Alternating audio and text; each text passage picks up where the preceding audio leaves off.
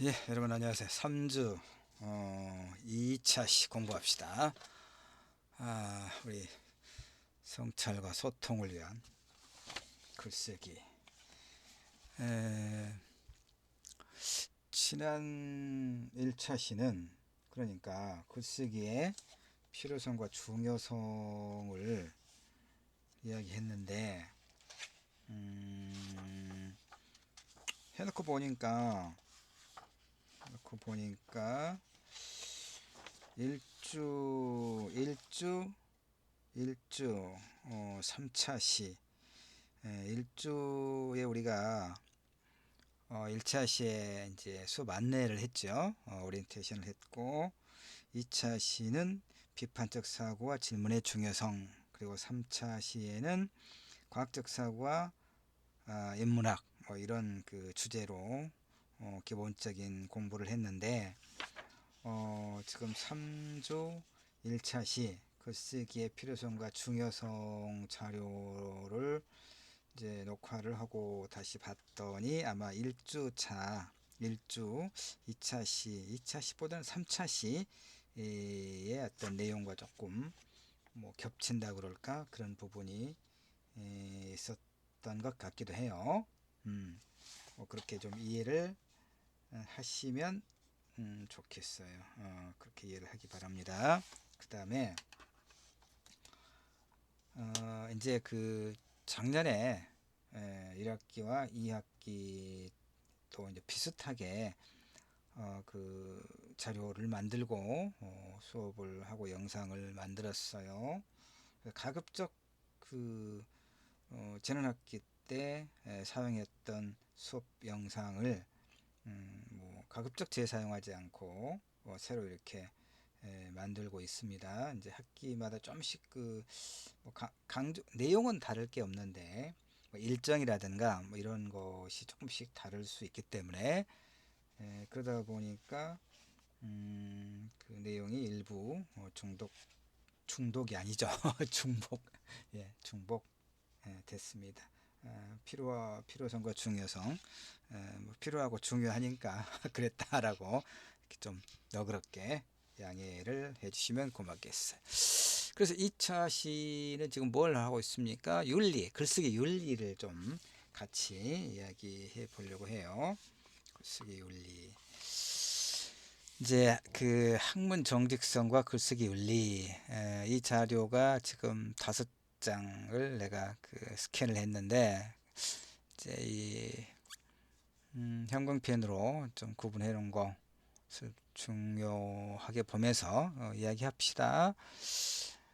이제 학문 공동체, 그러니까 우리가 이제 대학 내에서의 우리 글쓰기를 학문 공동체 이제 공부를 하는 걸 학문 공동체라고 보통 하는데, 우리 학문 공동체 안에서 글을 쓰는 거죠. 과제도 그렇고. 그러나 이제 대부분의 경우에 대체로 글을 쓸 때 다양한 텍스트를 참고해서 자신의 글을 완성하는 경우가 많지요. 그러니까 나도 지금 11권? 11권인가 12권인가 모르겠네. 하여튼 그렇게 책을 지금까지 냈어요. 펴냈고, 그리고 논문도 많이 썼죠. 1년에 한 2편 정도 저널에 발표를 하는데, 자, 그 논문을 봅시다. 학술 논문을 200자 원고지로 120장 정도 분량이에요, 보통. 그러면 그걸 A4로 환산을 하면 한 15장 정도? A4로 한 14 정도 그럴 거예요, 대략. 그러니까 분량이 많지요? 많습니다. 근데 그런 이제 논문을 하나 쓰려면 내가 얼마나 많은 그 다른 사람의 글을 읽어야 할까요, 여러분? 한 20여 권? 아니, 뭐 책을 포함해서 다른 사람의 논문까지 포함해서 뭐 한 20, 30 그 정도 읽어야 돼요. 그렇게 읽고 또 인용을 하고 그러죠. 그러니까 다른 텍스트를 참고하는 것은 결코 부끄러운 것이 아니죠. 왜냐하면 우리 머릿속에서 뭐 무슨 2000년 전에 히랍의 철학자 뭐 소크라테스나 아리스토텔레스가 우리가 아닌 바에야 자신의 머릿속에서 모든 글을 다 이렇게 산출할 수가 없죠. 그러니까 문제는 이제 학문의 정직성, 연구 글쓰기 윤리에 위배되지 않도록 유의할 것. 그러니까 우리가 다른 사람의 글을 참고를 하죠. 인용을 하죠. 그럴 때 인용의 출처를 밝히면 문제가 없죠. 그래서 학문 정직성이란 뭐냐? 올바른 방법으로 학문에 임하고 그런 학문의 결과에 대해 스스로가 떳떳할 수 있을 때, 그래서 올바른 방법이란 연구 윤리에 어긋남이 없을 것. 이런 절차를 통해 뭐 이제 그 지금 이게 유튜브에도 올리고 그러니까 이제 누구 이름을 말하는 것은 조심해야 할 것 같고, 아무래도 그 하여튼 조선대학교에서 학부와 석사와 박사 학위를 받은 그 유명한 가수가 있죠. 우리 지역 출신. 근데 이제 그런 게 다 그 표절이다. 이런 것이 이제 좀 밝혀지고, 그래서 상당히 무리를 빚었죠. 사실 뭐 가수가 학위를 가지고 뭘 아니 그럴 수도 어쨌든 뭐 그건 어쨌든 간에 어쨌든 그래서 그 이제 논문이나 연구 논문이나 학위 논문이 표절로 밝혀져서 이제 비난을 받거나, 그래서 어떤 사회적 활동에 제약을 받거나 이런 경우가 굉장히 많죠. 교수 출신들이 뭐 장관에 임명돼서 청문회를 하거나 그럴 때 빠지지 않고 이렇게 그 지적받는 것이 연구윤리 위반, 이런 게 많죠. 그래서 이제 글쓰기 윤리라고 하는 게 굉장히 강조가 돼요. 예. 우리 전남대학교에서도 연구윤리를 확립하고 연구 부정행위를 사전에 예방하고, 그래서 이제 이런 그 위원회도 있고 그러죠. 연구 부정행위, 그러니까 우리 학교 연구윤리 진실성위원회에서 정의하고 있는 연구 부정행위 9가지, 이렇게 위조, 존재하지 않는 연구 원자료 또는 연구 자료, 이게 이제 대표적인 위조나 변종, 이런 게 오래전에 그 황우석 서울대 수의학과 이름 말하면 안 되는데, 하여튼 황모, 예, 그 우리나라에 있는 그 법 중에서 이렇게 명백한 사실임에도 불구하고 이제 사실 적시한 명예훼손, 이런 게 좀 있어요. 특히 이제 성폭력 가해자들이 전가의 보도처럼 그 사용하는 것이 바로 이제 이런, 그러니까 사실 적시에 의한 명예훼손, 그러니까 공공연하게, 그러니까 사실이라 할지라도 이것을 공공연하게 이렇게 이야기하면은 명예훼손으로 이제 고소를 당하거나 이럴 경우가 많더라고요. 그래서 사실 적시 명예훼손죄는 폐지해야 된다, 이런 일부 논의가 있긴 하지만 아직까지는, 그래서 황우석 교수라고 말하는 것은 그냥 황모 교수, 하여튼 위조, 변조, 워낙 그 사람이 유명했기 때문에, 근데 이제 이렇게 그 사실 적시도 이제 재판에 가면 공공의 목적, 공익의 목적을, 그 사람을 비난할 목적이 아니라 공공의 어떤 공익성을 더 이제 판단하는 경우에 그 무죄로 선고되는 경우도 또 많죠. 나는 공익성을 목적으로 지금 설명하고 있는 거죠. 우리 학생들에게, 우리 글쓰기 수업을 듣는 학생들에게 글쓰기 윤리와 관련해서 이제 설명을 하면서 예로 들었던 것이고, 앞으로는 하여튼 예를 들 때는 실명을 거론하는 것은 삼가도록 할게요. 누군가 고소하고 재판에 넘어가면 나중에 무죄가 나오더라도 2년 3년 동안 엄청난 스트레스를 받고 시간과 비용을 소모하는 그런 어떤 문제가 있으니까요. 하여튼 나는 누구를 비난할 의도는 전혀 없었다.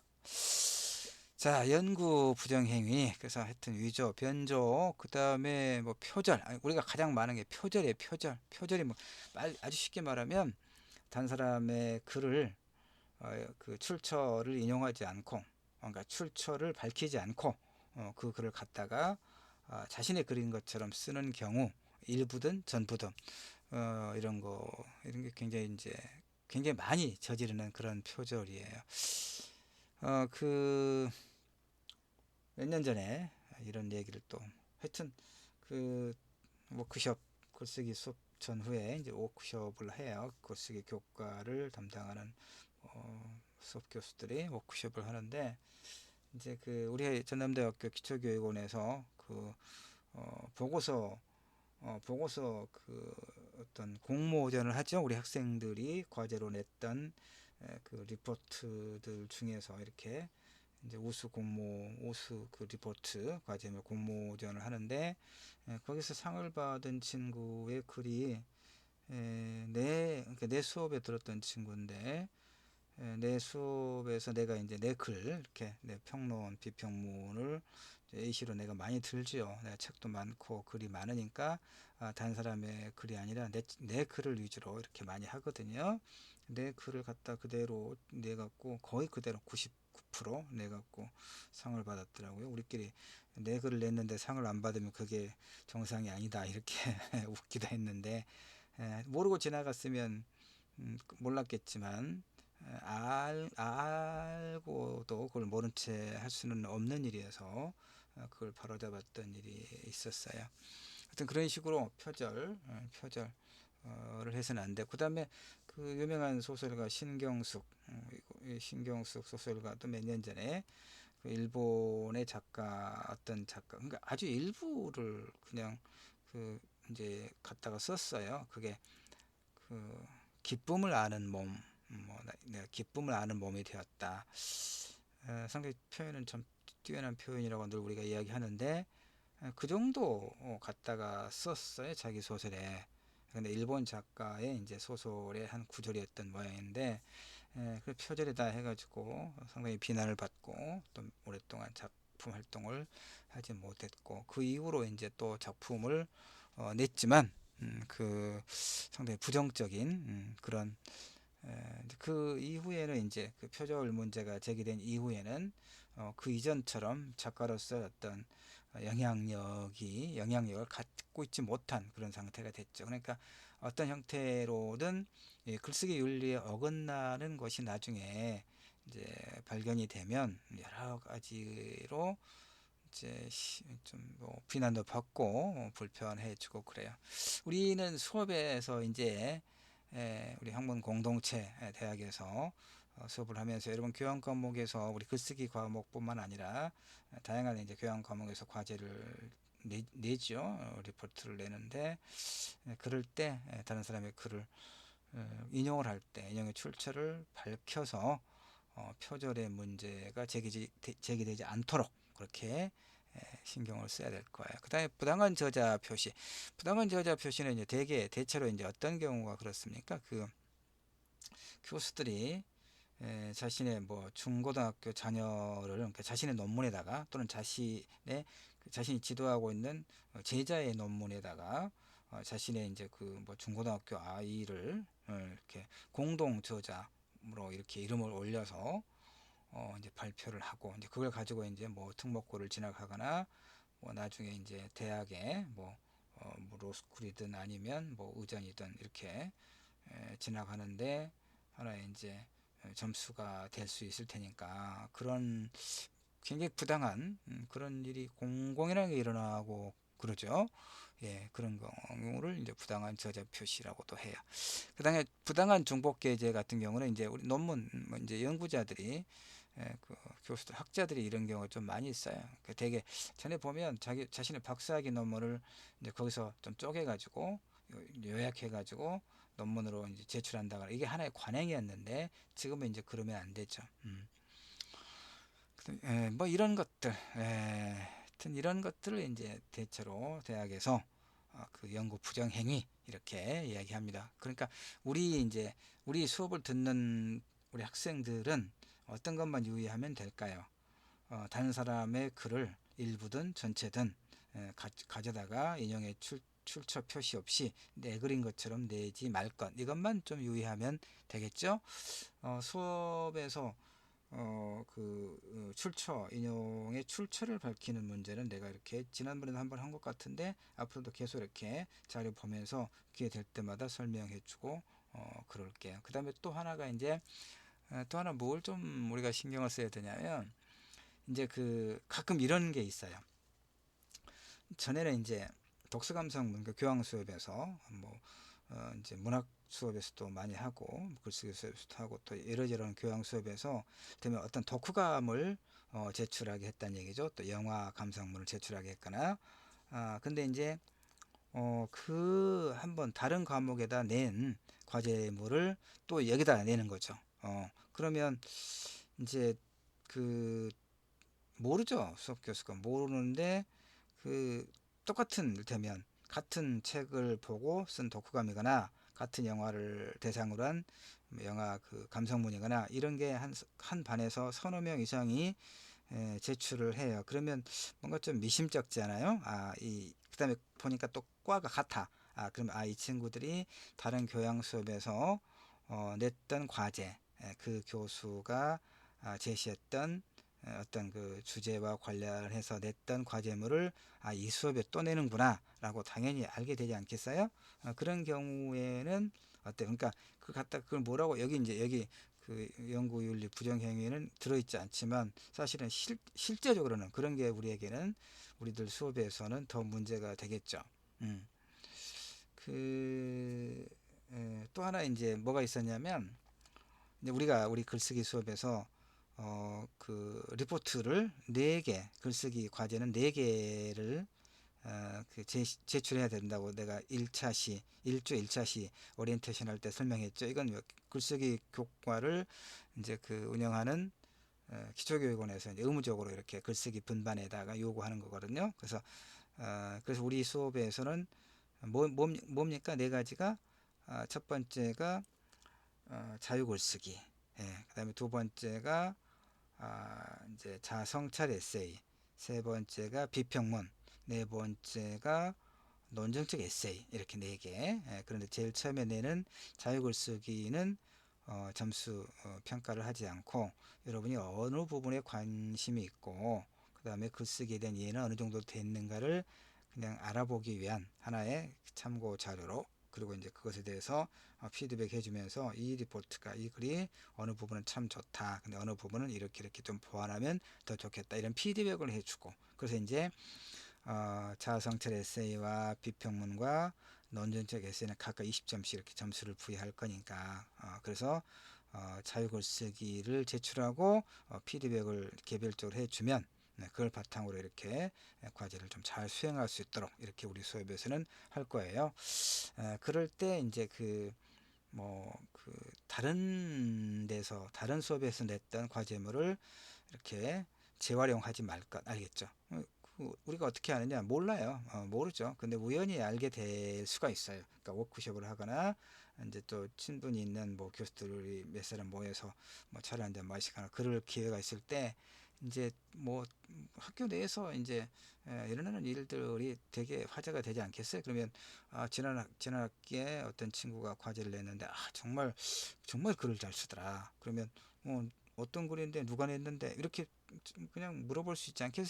심상하게. 근데 누구라고 하면 그래? 글 나한테도 냈었는데 뭐 이렇게 될 수가 있겠죠. 실제로 또 어떤 게 있냐면 이제 우리 글쓰기 같은 과제에서 어떤 친구가 글을 1학년인데 과제물을 글을 아주 잘 썼어요. 아 너무 잘 썼어. 이건 대학교 1학년 학생이 이 정도의 전문적인 글을 쓰기는 이건 가능하지 않다. 이런 판단이 들 정도로. 근데 또 그것도 아니겠죠. 이제 아주 잘 쓰는 친구도 당연히 있을 테니까. 그래서 이제 이걸 확인할 수도 없고 어떻게 점수 뭐 일부러 또 다른 뭐 선생들은 그 이제 뭐 어디 사이트에 들어가서 이렇게 뭐 확인도 하고 그런다던데 나는 이제 그것까지는 번거로워서 그냥 그 학생한테 피드백 할 때 되면서 물어봤어. 이거 학생이 쓴 것인가? 당연히 그렇게 물으면 자기가 썼다고 하겠죠. 근데 또 이제 또 우리 학생들이 착하니까 사실은 이게 좀 가져다 왔다 썼다고 그렇게 또 말하는 친구들도 있어요. 근데 하여튼 그 친구는 자기가 썼다고 그래서 영 그 미심쩍긴 했어요. 그러나 어쨌든 그렇게 된 것도 있고 또 하나는 이제 그 자기소개서 이론 공부하고 자기소개서를 제출했는데 두 개가 똑같아 거의. 어떻게 우리 세상에 이제 독후감은 같을 수도 있죠. 왜 같습니까? 인터넷 들어가면 뭐 널려 있잖아요. 그걸 딱 갖다가 이제 제출하고 그런 친구들이 들어 있으니까 바쁘기도 하고 이제 힘들어서 그럴 수도 있다고 이해가 되긴 돼요. 이해 못할 건 없죠 우리가. 근데 어쨌든 자기소개서가 같아. 두 남학생이. 그러면 이건 이게 이건 뭐냐? 둘이 불러놓고 누가 누구 걸 표절했냐? 이 친구들이 답을 못해요. 어떻게 자기소개서가 같냐? 예, 하여튼 그런 경우도 있었어요. 예, 하여튼 성의 있게 하자는 얘기입니다. 알겠죠? 성의 있게 우리가 글쓰기를 지난 1차 시 때도 이야기했지만 굉장히 중요해요. 이미 좀이 글쓰기 이 도구 과목에서 글쓰기를 잘 배워서 글쓰기에 대해서 두려움 없고 또 아주 잘 쓸 수 있고 그러면 자신의 어떤 전공 영역에서 굉장히 돋보여요. 어, 자, 그렇게 하기를 바라는 마음으로 이야기를 좀 많이 했습니다. 목이 좀 쉬려 그러네. 자, 넘어갑시다. 하여튼 표절 이런 거 연구 윤리 몇 가지 내가 그 다음에 이제 요 얘기 여기 했습니다. 부당한 중복 해제 재활용이 여기 있군요. 그 다음에 또 쭉 넘어가서 그 다음에 이제 인터넷 그렇지 이제 이것도 요거 봅시다. 인터넷에서 이제 여러분이 이제 과제를 내주잖아요. 이제 문학 뭐 한국인의 삶과 문학 수업할 때 요즘에는 이제 그러지 않는데 전에는 또 이게 이제 예컨대 뭐 유배지에서 보낸 편지 이런 것을 권장도서로 해가지고 그 글을 읽고 독후감을 써내라 이런 과제를 좀 공통적으로 좀 많이 했어요. 이 한국인의 삶과 문화 국문과 교양과 뭐 핵심 교양인가 될 거예요. 그게 5개 분반 한 6개 분반 있는데 이제 좀 공통 강의 계획을 갖고 과제도 좀 같이 이렇게 하는 게 좋지 않겠느냐 뭐 이런 의견들이 있어가지고 유배지에서 보낸 편지가 한참 또 공통 과제물로 제시를 하니까 그러면 이제 뭐 일단 여러분이 이제 그 글을 쓰려고 할 때 이제 원래 이런 그런 과제물의 목표가 뭐겠습니까? 그 책을 읽어보고 이제 어떤 그 삶의 양식으로 이렇게 삼고 또 그걸 자연스럽게 뭐 독후감 리포트로 제출해 보도록 이렇게 이제 하는 것이 목적인데 이제 뭐 다 이제 번거롭기도 하니까 인터넷에 들어가서 유배지에서 보낸 편지를 보면 줄거리라든가 리포트까지 다 들어있잖아요. 뭐 해피 무엇인가 하여튼 뭐 1,500원 정도 주면 있고 그러니까 거의 일테면 뭐 갖다가 이렇게 내는 경우도 있고 그래서 나중에는 이제 그런 걸 수업 교수 자율에 맡기고 그다음에 독후감도 아니라 요즘에 이제 비평문 조금 더 이렇게 독후감과 비평문의 차이가 무엇인가를 설명한 다음에 과제를 이제 비평문을 내게 하는 그런 흐름으로 이제 가고 있어요. 그러니까 어쨌든 인터넷에서 자료를 찾아보고 그 자료를 적절히 활용하는 것은 참 좋지만 그는 이제 그건 기초 자료로만 삼을 것. 그러니까 인터넷에 떠도는 자료들을 그대로 갖다가 가져오면 이제 그 객관성이라든가 신뢰성 이런 것도 좀 매우 부족하잖아요. 그런 것도. 그다음에 우리가 학술 논문 쓸 때 인터넷 자료는 인용의 가치로 인정을 해주지 않아요. 객관성이 없고 전문성이 없고 그렇기 때문에. 그다음에 마지막 하나가 뒤에 있는데 이제 이것은 뭐 온라인상에서의 글쓰기 원리. 이제 온라인상에서의 글쓰기 원리가 상당히 문제가 되죠. 사실 뭐 우리 표현의 자유가 이제 헌법에서 보장하고 있는 가장 기본적인 자유권의 하나이기 때문에 이제 인터넷에서 익명으로 글을 쓰도록 하고 뭐 이런 것이 좀 있긴 하지만 댓글들을 보면 뭐 굉장히 그냥 뭐 욕설로 도배되고 비난 위주고 그런 게 좀 많지요. 그래서 나도 이제 뭐 다음이나 네이버에서 이렇게 뉴스를 검색을 하고 내가 이제 교수신문에 한 달에 두세 번씩 심령의 문학 프리즘 이런 코너로 이제 칼럼을 쓰는데 그러니까 이제 문학과 문학을 통해서 우리 사회 여러 쟁점들에 대해서 이제 칼럼을 쓰는데 그러니까 뉴스 검색을 뭐 늘 하죠. 우리 사회에 어떤 문제들이 있는가, 그다음에 그런 문제들에 대해서 어떤 의견들이 있는가를 늘 이제 보는데 그러다 보면 댓글들 어떤 기사에 댓글들이 좀 많이 있죠. 예전에 나도 이제 댓글들도 좀 달고 그랬는데 댓글이 나중에 봤더니 상당히 그게 쌓여서 많더라고요. 몇백 건. 그거 안 되겠다 싶어가지고 피곤하기도 하고. 그래서 그 댓글을 하나씩, 그게 한 번에 또 지워지진 않더라고요, 삭제가. 그래서 하나씩 하나씩 아주 차분하게 며칠 걸려서 다 삭제를 하는 경험도 있어요. 하여튼 댓글을 쓸 때도 뭐 그렇다. 근데 하여튼 우리는 이제 우리 수업에서 글쓰기 윤리, 아까 몇 가지 강조했죠. 뭐 우리 수업에서는 어쨌든 표절과 재활용 뭐 이런 것들 를 유의할 게 필요하고, 인터넷 자료는 기초 자료만 삼고 그 인터넷 자료를 통해서 원문, 이제 그 조사라든가 논문 이런 것들을 어떤 것들이 있는가 참고할 만한 문헌들이, 이것만 이런 걸 찾는데 어떤 기초 자료를 삼고, 사실은 그것보다는 우리 그 중앙도서관 이제 로그인하고 들어가면 전자저널이 있잖아요. 전자저널에서 보면 굉장히 많은 그 논문을 우리 학생들은 이제 무료로 이렇게 검색을 해서 출력도 할 수 있고 뭐 이렇게 볼 수도 있으니까, 출력하면 이제 굉장히 저 많으니까 그 분량이 많으니까 그런 것들 참고해서 글을 인용을 해서 쓰면 글이 굉장히 깊어지고 좋은 글이 되고 그래요. 자, 일단 지금 3주죠. 3주 1차시죠. 3주 1차 글쓰기 윤리는 일단 여기까지 하도록 할게요. 조금 쉬었다가 3차시 글쓰기의 과정, 좋은 글이란 어떤 글인가, 그 다음에 글을 쓸 때는 어떤 과정을 통해서 쓰는 게 좋겠는가, 이런 것들 기본적인 것도 같이 공부해 보기로 하겠습니다. 고맙습니다.